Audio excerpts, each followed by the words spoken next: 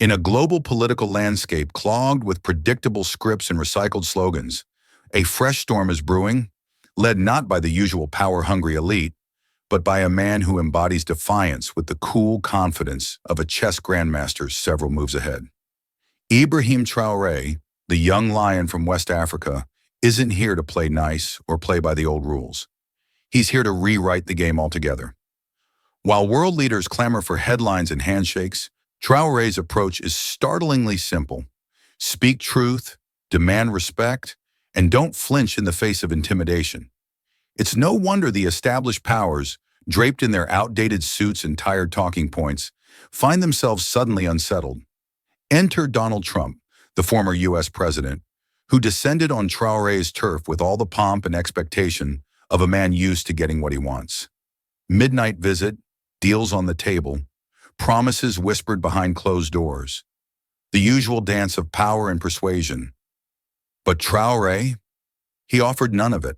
Just one sentence. One unforgettable sentence that did what no diplomatic speech ever could. It silenced a room and echoed across continents.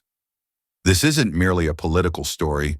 It's a defining moment, a seismic shift in global power dynamics, and a clarion call that Africa will no longer be spoken about without being spoken to. As the world watches, one question lingers. How did one man's refusal shake the foundations of an empire? Get ready, because this is more than history in the making. It's the blueprint for a new world order. Just when you thought politics couldn't get any more surreal, along comes a midnight visitor, none other than Donald Trump himself, touching down under the cloak of darkness, as if stealth and secrecy were his best negotiation tactics.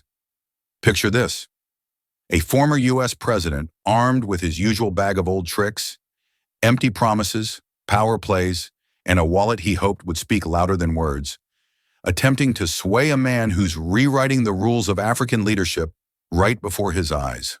Trump's arrival wasn't just a flight in the dead of night, it was a symbolic gesture, a desperate reach back to the days when deals were sealed with bribes and intimidation.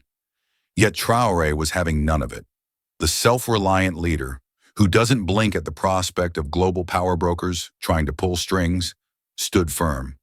A stark contrast to the bluster and bling Trump dangled like shiny baubles. What followed was less a negotiation and more a masterclass in how not to underestimate a new generation of leaders. Trump's old-school gambits, a frantic mix of charm, bluster, and borderline threats, were met with calm, calculated silence. Traoré's refusal wasn't just a no, it was a statement, loud and clear. Africa will no longer play by the tired colonial playbook. This encounter wasn't just a political snub, it was a seismic shift, a declaration that the era of dependency is over. As Trump's delegation scrambled to salvage some semblance of respect, the message resonated far beyond the room. Real power isn't bought with bribes or intimidation, but earned with vision, resilience, and the courage to say enough.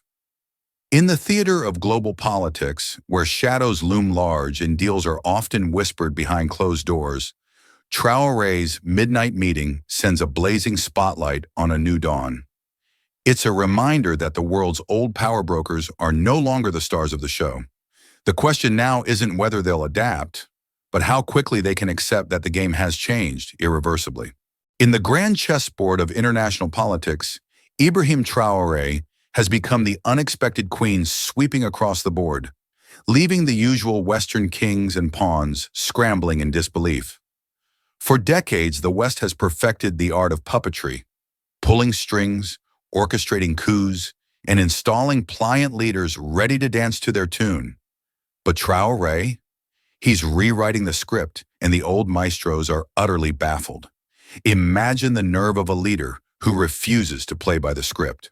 While Western powers are busy drafting speeches about democracy and human rights, often the polite mask for resource grabs and geopolitical meddling, Traoré is out here dismantling their playbook with a cold, calculated stare. No smiling photo ops, no flattering sound bites. Just steel resolve that says, not on my watch. Behind closed doors, the corridors of power in Washington, London, and Paris are buzzing with panic. Intelligence reports flood in with analysis. How does he do it?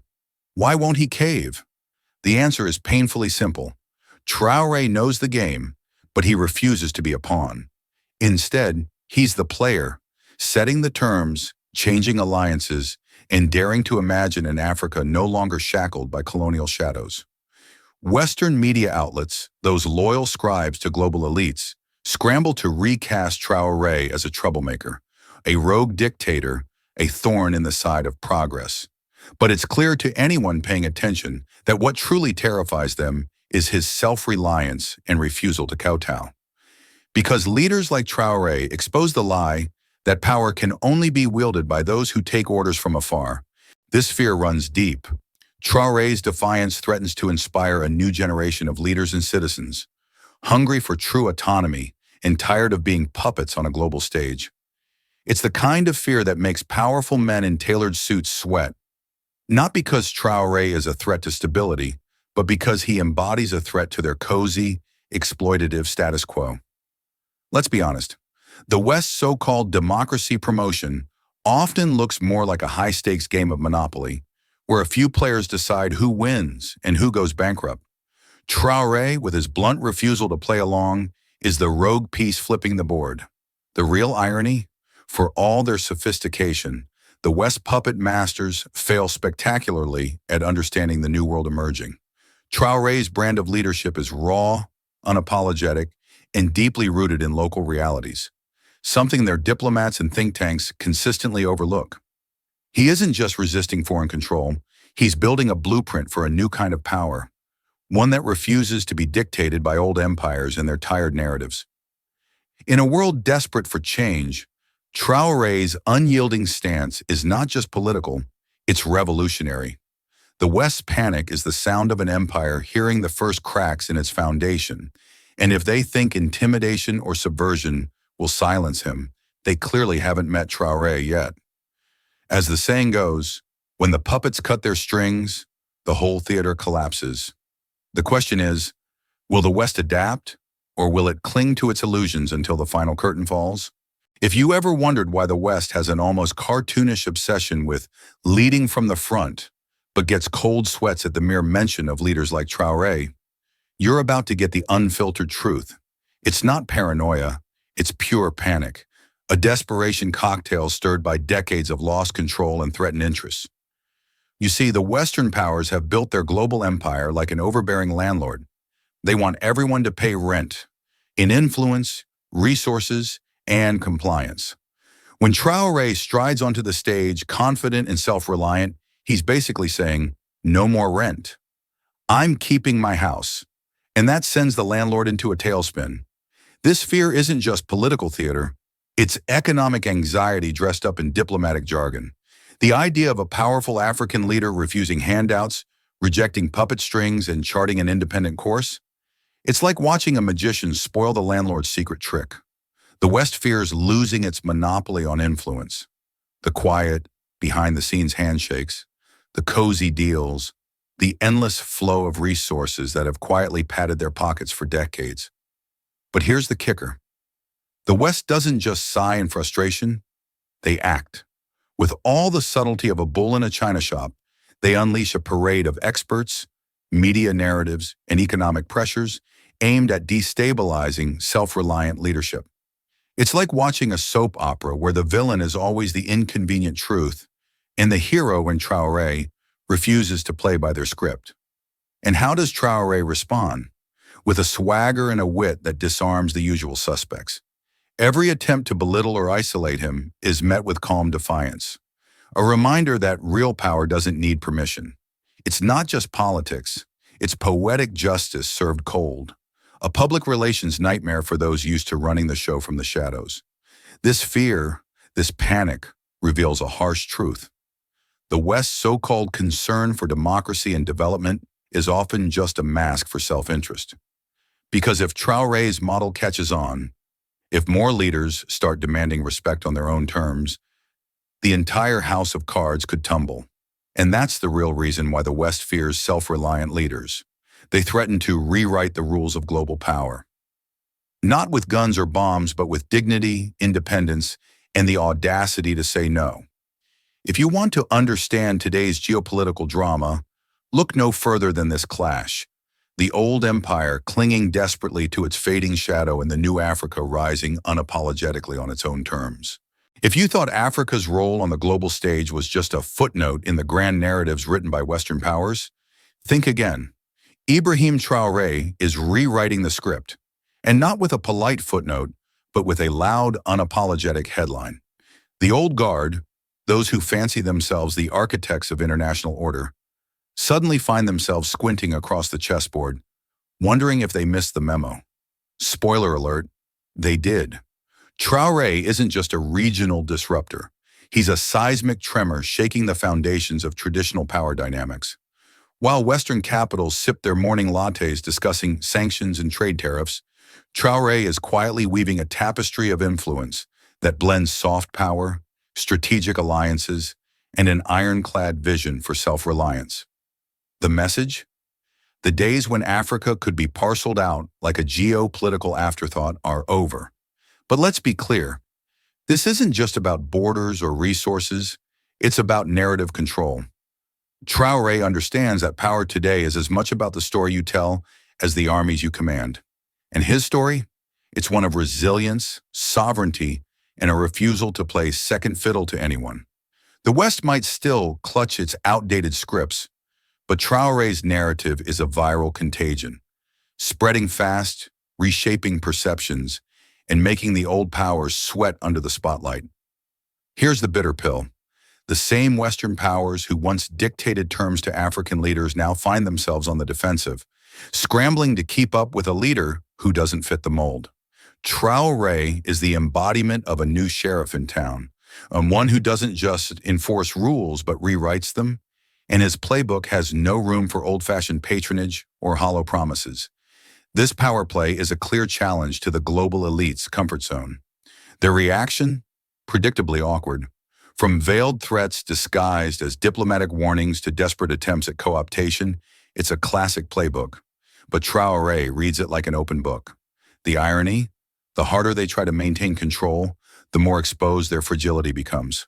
For the audiences in London and Washington, the lesson is sharp and clear. The world order they took for granted is evolving. Fast. Traoré's rise is not just an African story. It's a global wake-up call. He's the embodiment of a generation that refuses to inherit a world dictated by others and is actively reshaping the balance of power with a blend of savvy, grit, and unyielding ambition. So here's a viral thought to chew on. While the West debates who gets the last word in international policy meetings, Traoré is out there, rewriting the rules of the game. And the question is, are they ready to play by them?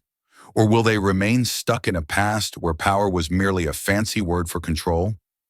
In a world where the loudest voices often drown out reason, Traoré's quiet but forceful rise is the ultimate rebuke. A reminder that true power isn't given, it's claimed, and he's claiming it one calculated move at a time. In the grand theater of global politics, the West has long played the role of the puppet master, pulling strings, setting scenes, and controlling the narrative with the finesse of a seasoned illusionist. But what happens when the puppet suddenly cuts its own strings? Enter Ibrahim Traoré, the self-reliant leader who refuses to dance to Washington's tune or bow before Brussels whispers. This is the story of how old empires scramble to maintain their fading grip on power, only to find themselves outmaneuvered by a man who understands their game and has decided to rewrite the rules. For decades, the West perfected a tried and tested playbook: economic aid dressed as charity, diplomatic charm laced with hidden threats, and the omnipresent shadow of media influence to craft the right image of leaders in developing nations. Traoré's rise was supposed to be just another predictable chapter in this saga. A manageable leader who'd play along with the Western agenda. Instead, he shattered the script with a blunt refusal to kowtow. And that refusal? It's sending seismic waves through the corridors of power in London, Washington, and Brussels. The economic weaponization is the West's favorite card. Sanctions, trade embargoes, and financial blackmail are presented as tools of diplomacy, But in reality, they're just blunt instruments aimed at controlling sovereignty. Traoré's response? Strategic partnerships beyond the Atlantic sphere, from Africa to Asia, signaling a pivot away from dependence on the West's fickle generosity. It's a reminder that the global order isn't just a Western monopoly anymore. And attempts to isolate Traoré's regime only expose the desperation behind the facade of power. But it's not just economics. The West's diplomatic corps, like a troupe of Shakespearean actors, deliver speeches dripping with concern for democracy and human rights, while quietly coordinating covert operations to destabilize any government that dares defy them. Traoré's mastery lies in calling out these double standards, exposing the hypocrisy of those who preach freedom while shackling nations in debt and dependency. This boldness isn't just a political stance, it's a beacon to other emerging leaders hungry for genuine independence. And then there's the media, the West megaphone, amplifying narratives favorable to its interests while silencing inconvenient truths. Traoré's unfiltered voice, his refusal to be scripted, threatens this carefully curated image. Western media outlets scramble to paint him as a rogue, a threat to stability, ignoring the growing support he commands at home and abroad. The fear is palpable. If Traoré's model of self-reliance and defiance catches on, the old order's legitimacy crumbles like a house of cards. Here's the viral truth the Western powers dread. Traoré isn't just resisting, he's redefining what leadership looks like in the 21st century. His challenge is not merely to Western hegemony, but to the entire concept of neo-colonial control masked as globalization. He offers a new blueprint, one where nations carve their own destiny without begging for permission from distant capitals. It's a radical idea, and therein lies the panic it sparks among the puppet masters. The irony is deliciously bitter. Those who once celebrated democracy promotion now find themselves grappling with a democracy that refuses to play by their rules. Traoré's defiance exposes the West's selective principles, championing freedom when convenient, undermining it when inconvenient. It's a political jujitsu, turning the weight of Western power back onto itself. For the audience in the UK and the US, nations long accustomed to seeing themselves as the architects of the global order, this saga is a sobering lesson. Power isn't static. It's a game of chess where the bold and the clever can upend kings and queens alike. Traoré's moves on the global chessboard remind us that in this new era, the old rules don't just bend, they break. As the West scrambles to reassert control, it's clear that Traoré's defiance isn't a fleeting rebellion, but the harbinger of a seismic shift in global politics. The era of unquestioned Western dominance is ending, and a new chapter, written by the bold, the self-reliant, the unapologetically independent, is just beginning. So here we stand, at the crossroads of history and farce, watching Ibrahim Traoré not merely as a leader of a restless continent, but as a disruptor of the world order's most comfortable illusions. Traoré's rise isn't just a political event. It's a seismic earthquake shaking the foundations of global power, and the tremors reach all the way to the polished corridors of London and the gilded offices in Washington. Let's face it, in a world run by carefully scripted diplomacy and photo ops, Traoré's blunt refusal to play the usual game is a fresh slap to the smug faces of Western diplomacy. Where others offer platitudes, he offers principles.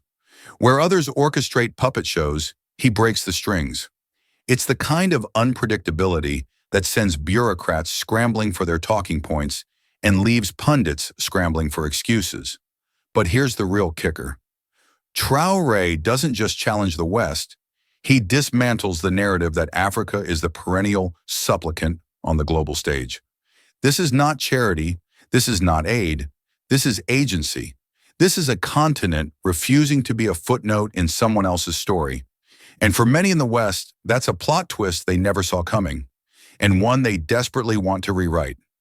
Make no mistake, Traoré's defiance is a mirror held up to a world that's grown lazy on its assumptions. The old scripts of neo-colonial power, of helping while actually controlling, are being ripped up one resolute no at a time. His stance challenges the idea that power must always flow from the West to the rest, a notion as outdated as the imperial maps now gathering dust in forgotten libraries. What makes Traoré's legacy so potent isn't just what he says, but what he inspires. A new vision for Africa, and indeed for all formerly colonized regions, where self-reliance and dignity replace dependency and subservience. It's a call to arms, but one fought with ideas, with courage, and with an unyielding refusal to be sidelined. The ripple effect? It's global. From the corridors of power in the UK to the halls of Congress in the US, Traoré's example forces a reckoning. If Africa is no longer the passive recipient of Western largesse, but a player demanding respect on its own terms, what does that mean for traditional alliances and global strategies? And so, as the world watches with a mix of awe, disbelief, and outright panic, Traoré reminds us all, true power doesn't come from the size of your military or the depth of your wallet. It comes from the strength of your conviction, the same conviction that dares to say, in the face of empire, no more. In this brave new political theater, Ibrahim Traoré isn't just a character. He's a headline, sharp, unapologetic, and utterly unignorable. So buckle up, dear viewers, because if history has taught us anything, it's that the world changes not with polite whispers, but with loud, uncompromising truths. And Traoré's truth, it's loud enough to echo from Bamako to Buckingham Palace. Kuruturi, Ket. As we draw the curtains on this political drama, one thing is crystal clear. Ibrahim Traoré is not just another player on the African stage. He's rewriting the script. While old powers scramble to cling to their outdated playbooks, Traoré strides forward with a vision so bold it makes the status quo look like yesterday's news. He's not here to negotiate favors or play by the tired rules of neo-colonial puppeteers. No, he's the thunder in a storm that refuses to be ignored. The West's panic? Understandable. When someone like Traoré refuses the usual handshakes and backroom deals, it's not just a snub, it's a seismic shift in global power dynamics. The old guard's fear of a self-reliant Africa isn't paranoia, it's a spotlight on their own irrelevance. But here's the kicker. Africa's renaissance isn't a fleeting trend. It's a reckoning. And Traoré is the loud, unyielding voice announcing it. So what does this mean for us? For the UK, the US, and the world watching? It means the era of easy influence and predictable alliances is over. It means it's time to stop seeing Africa as a chessboard and start seeing it as a force reshaping the rules of the game.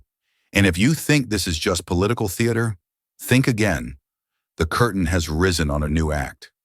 Don't let the noise of misinformation and biased narratives fool you. Stay sharp, stay skeptical, and most importantly, stay engaged. Because in the age of Traoré, the story is just getting started, and you don't want to miss a single plot twist. If this video opened your eyes or sparked a fire, hit subscribe, share with your mates, and let's keep this conversation blazing. After all, the future belongs to those who dare to question the script. Remember, when the old world trembles, the new world rises, and Traoré is the storm they never saw coming.